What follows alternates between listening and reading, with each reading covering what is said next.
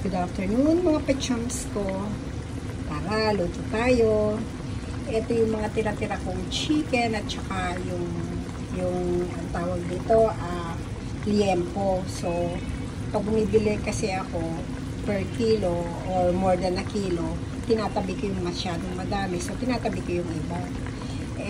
Wala akong maluto ngayon. So, eto na lang yung niluto ko. Inadobo ko na lang siya. Diba? Naigisa ko na siya sa sibuyas, bawang. Nilagyan ko na siya ng suka, toyo. So, ngayon, lagyan na lang natin siya ng aking secret. Yan ang secret ko eh. Yung asin. O, diba? So, ayan siya. Diba? Ayan. So, luto na siya eh. Paluto na siya. Kaya, pinapaubusan ko na lang siya ng konting sabaw ng sauce. Kasi diba mas masarap sa adobo yung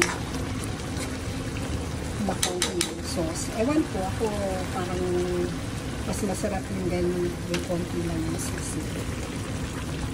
Yung parang tuyong adobo. Yan. Diba? Ready na siya.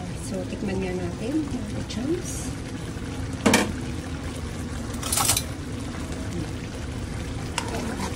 Luto.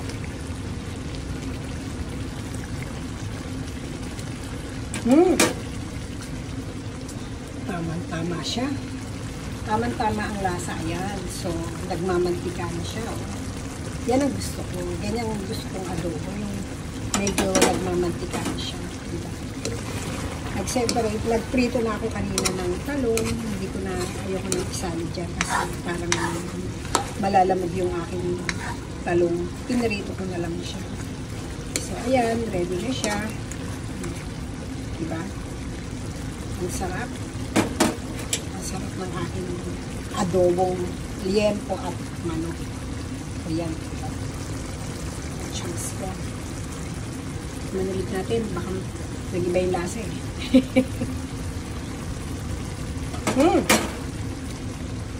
Tama-tama mga chance ko. So, ayan. Ready na siya. Nakita niyo ba yan? Nagmamantika na siya. So, ibig sabihin, luto na siya. Luto na yung suka ko, saka yung toyo ko dyan.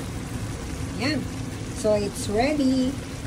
Ito ang aming lunch. Actually, hindi ako nagla-lunch. Nag-dinner ako. So, ito na yung dinner. Okay, mga pachans ko. Enjoy! Kakain na. Ako. Bye for now.